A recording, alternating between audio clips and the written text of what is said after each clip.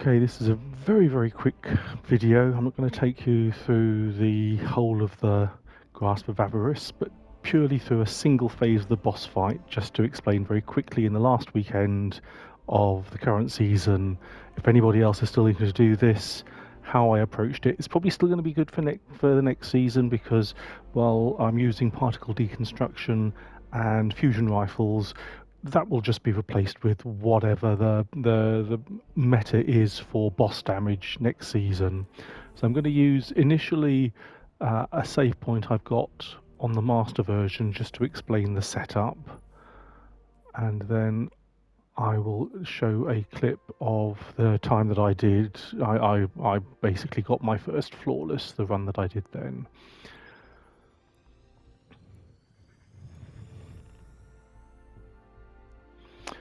So the setup I've got here is a Middle Tree Dawnblade Warlock. So obviously I'm going for the Well and the Healing Rift mainly, and also Solar Grenade.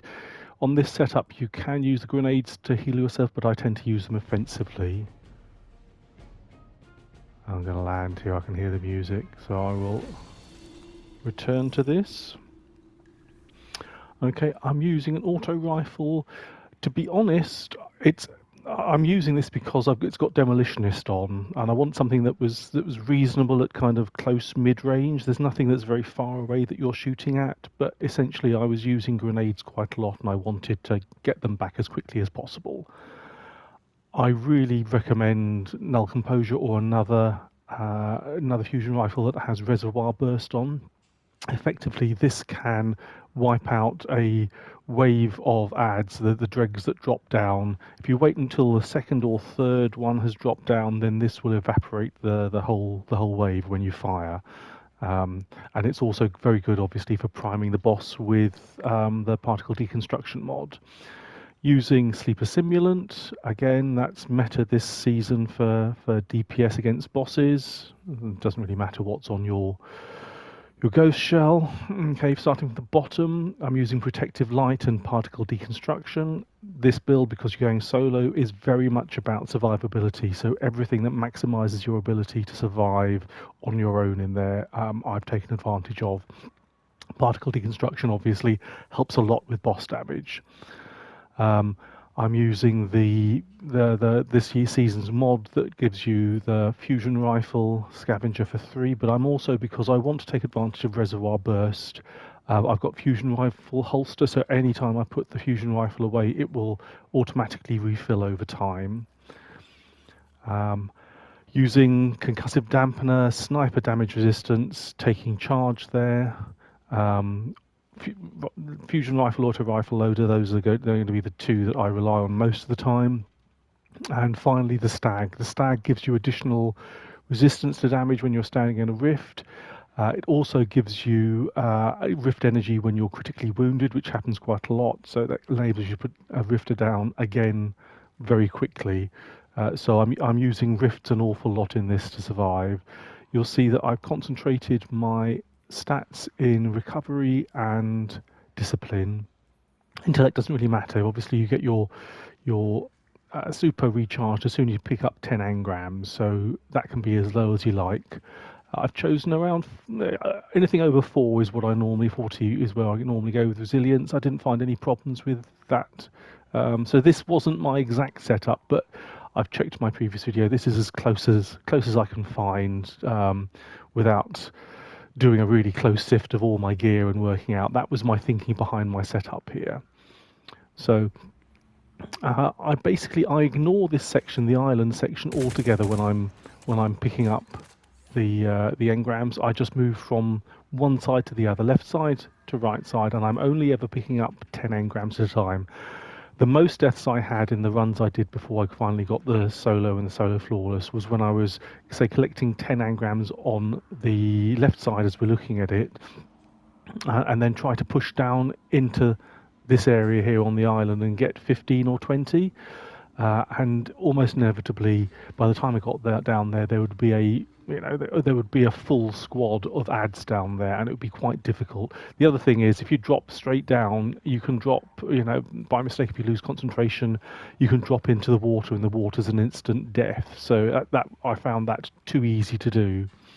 So as I say, I go between the left hand and the right hand side, just picking up 10 engrams at a time and then dunking them in the middle. So it takes about a quarter of an hour per damage phase doing it that way, because you've got to do 6 runs, obviously. And if you've got a Scorch Cannon that doesn't have many shots in it, you've got to wait for a second one to turn up. But I found that so much safer doing it that way than trying to push and get to 20. Now, what I do as well is I am taking the Scorch Cannon with me each time, obviously. So you'll see in the video that every time I finish, basically, so I've picked up the engrams from here. Rather than jumping straight across to the area in the middle to go and dump them, I will jump to the back, and I will then drop the Scorch Cannon, because I found that dropping the Scorch Cannon and putting down a rift to protect myself while I'm kind of cleansing myself with the debuff, it was just too much. And it also means that it forces me to jump out backwards, which I always found safer than jumping out to either side. So it forced me to kind of jump out and grab the Scorch Cannon and then make my way back to the other side. The other thing about leaving the engrams on the side that you're not, or the two sides you're not collecting it from, is that when they explode, they can take out quite a lot of the ads. So when you then shift from left side to right side, you'll find that, you know, there's probably only 2 or 3 ads left after all the engrams have self-destructed and taken half the squad out. So leaving the engrams actually can help you with the following collection run.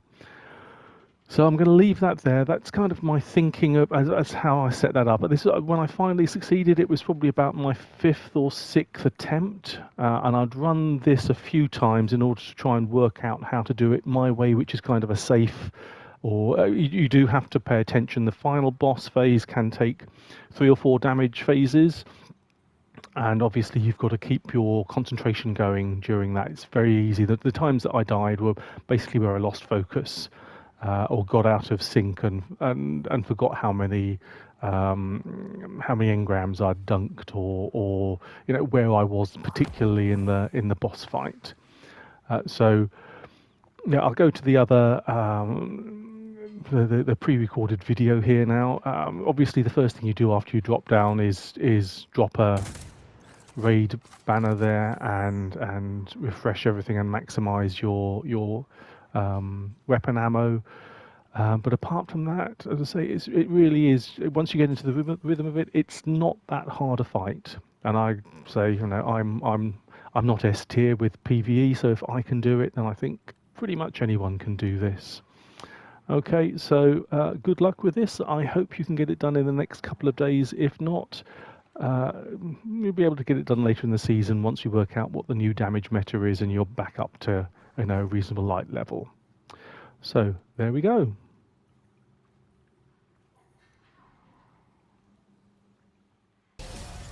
Right, I'm going to take you through from a previous damage phase.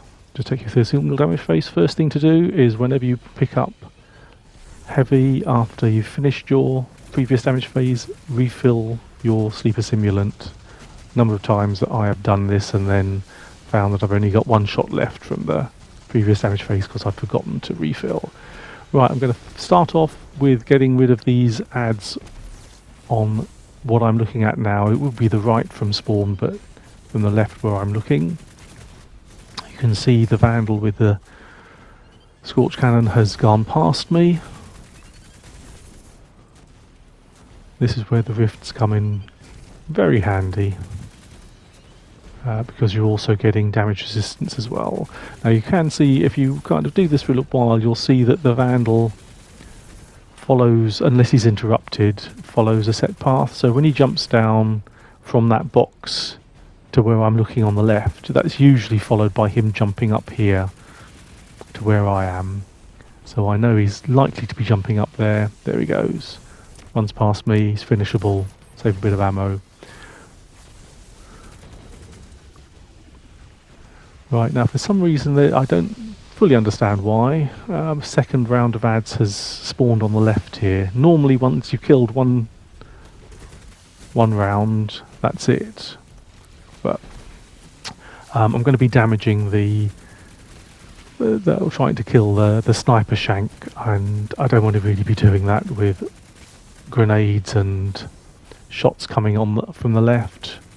So always deal with the ads here first before you start getting rid of the sub-bosses, the marauder and the sniper shank. So I think those are done now, so I'm picking that up. Now from this point I will try and do most of the work from behind these two barrels, because they're wide enough apart that if the boss throws one of his web grenades, it will trigger and explode, but doesn't have a large enough area of effect to be able to here we go. It doesn't affect me here, so I can continue trying to do damage on the sniper shank. If I was stood either side and basically setting up either side of that container in front, then the area of effect of the web grenade is wide enough that you'll always be within its effect. So I will always try to, as I say, do it from behind these, and if I see one come over that's untriggered, I will move over to trigger it, so that when I actually need to move over there to do damage or to get away from a newly thrown web grenade, I'm not walking into an untriggered one. So the shank, and I think the marauder as well, take 10 fully charged hits. You see as well that when it drops down, it comes towards the front. Unfortunately for me, there's two ways that you'll pick up the Scorch Cannon. It will either be looking over your shoulder, which makes things a lot easier, or unfortunately, like I'm doing it here, you're looking down sights, but you're kind of looking through your head, so it's very difficult to see what you're aiming at. So hopefully by the time you get round to doing this, you will either have it'll either be showing over the shoulder for you, or Bungie will have fixed that so that it doesn't ever happen. Right, finished the first Scorch Cannon, so just amuse myself until the Vandal arrives again.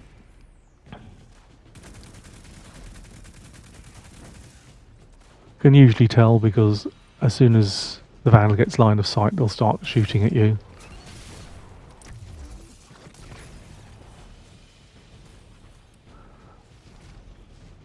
Yeah, so continue with Scorch Cannon.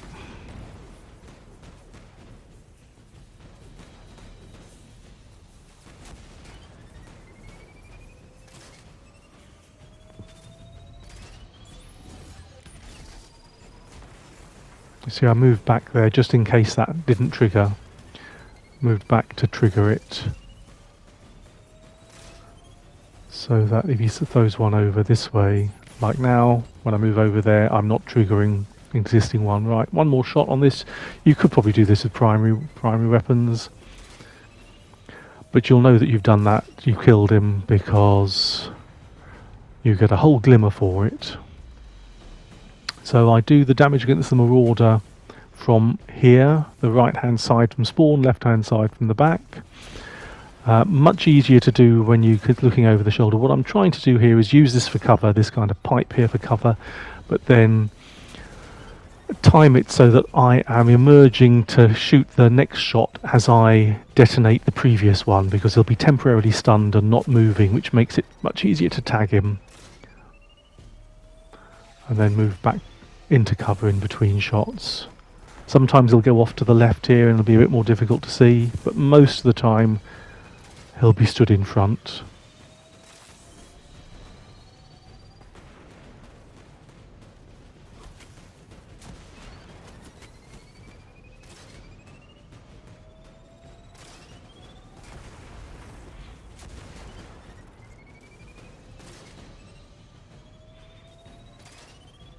Right, Right, out of shots, so again, go on a little bit of an ammo run.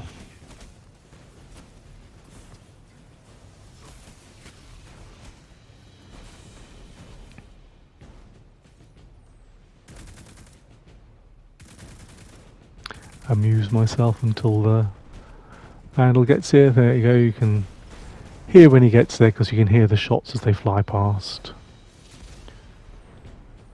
And this is where I'm just trying to bait him to come to me, because I don't want to go out there to pick up, even if I kill him, I don't want to go out there to pick up the Scorch Cannon.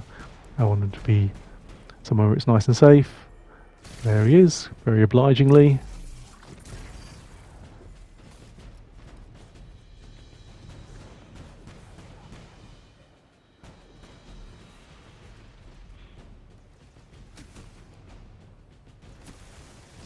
Right, finish off. He's about, what, halfway-ish, just under halfway. So 5 shots should kill him. Oh, if you didn't notice, when you tag someone with, or tag an enemy with the Scorch Cannon, there's a visual cue as well as the noise as well. You can see the light at the back of the Scorch Cannon turns white, and when it's turned white, that's when you're going to get maximum damage. So there's a visual as well as an audio cue as it kind of, you get the increasingly high-pitched whine as it charges up. There we go, he's dead. 2 glimmer for the Marauder. Yeah, much more difficult to see this when you're aiming at it now. When I'm staying on this side, I tend to look towards the back. It'll drop, the engrams will drop from 2 bins, so if I'm looking backwards and nothing drops and I know that it's the one that's next to me and the ones at the far end, what I tend to do if it's the ones at the far end is go and by the island, I'll go and collect those first, because there's one that almost inevitably rolls down.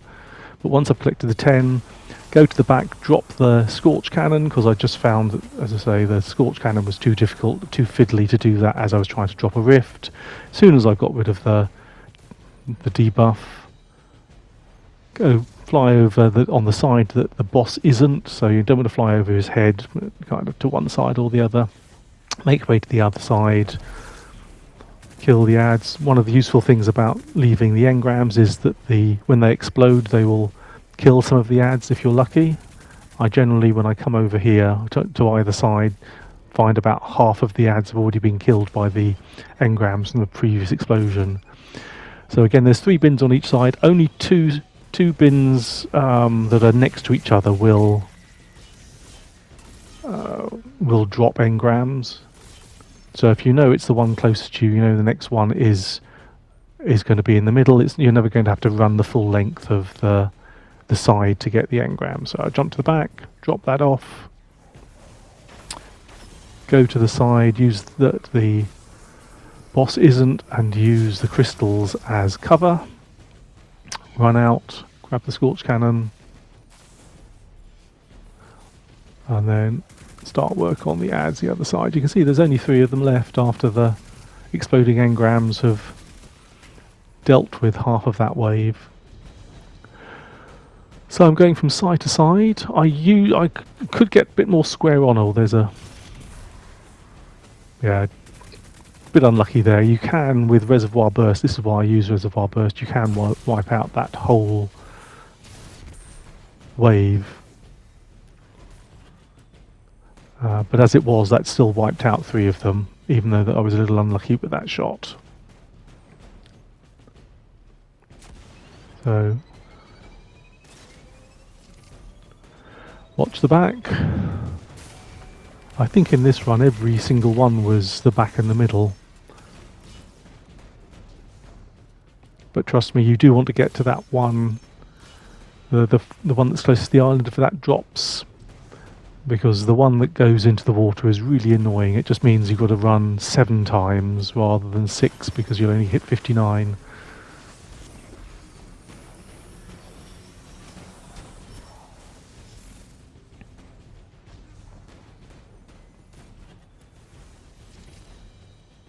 Yep, I always run out the back to give myself the most cover.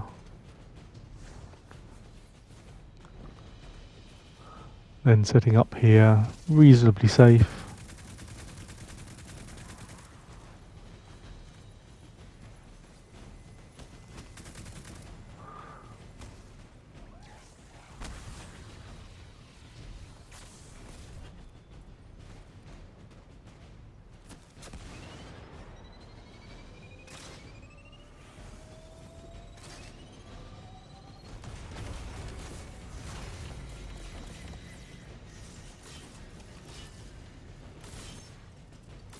You can use your radar to work out if there are any engrams there near you without having to look down at your feet.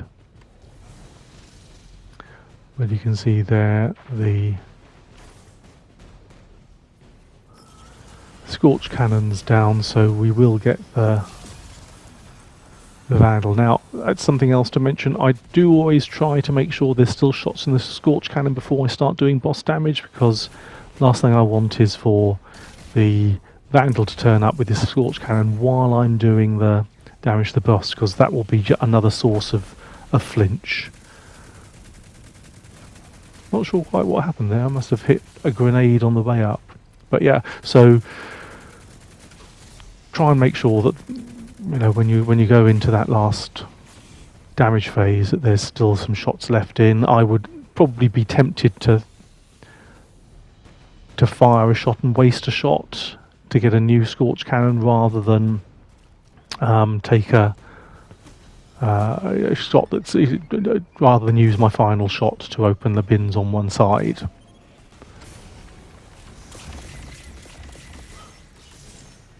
Because there's no, you won't be able to use a Ward of Dawn to stop the ads from shooting at you from one side, so you will get quite a lot of sideways flinch on your shots. Right, I think that's the 5th. So with 6 runs, there'll be, you know, 3 to the left, 3 to the right. Again, using the crystals in the middle to shield me from boss damage shots or from boss shots. So in my head, this is the 6th lot of engrams, so that'll be 60, so it will be boss damage after that.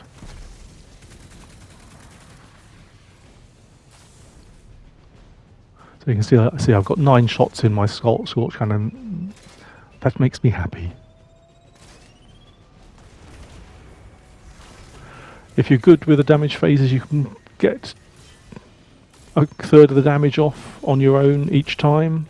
But if it goes to a 4th, then don't worry. I mean, it's about 15 minutes doing it this way per damage phase. It just means an extra 1. And doing it this way, I think, is relatively safe. So drop off the scorch cannon, head into the middle. That should be damage phase, so there we go. Right, just drop the well, wail away at the boss. You can see the sideways flinch. So that's it, that's the 1 damage cycle, I suppose, 1 damage phase cycle. So hopefully you will find it, as I say, using this method, it's pretty safe. It just takes time and patience. And you can see I've probably got him down to just about a third, even though I haven't got a full stack of heavy. So good luck. Hope you get this done.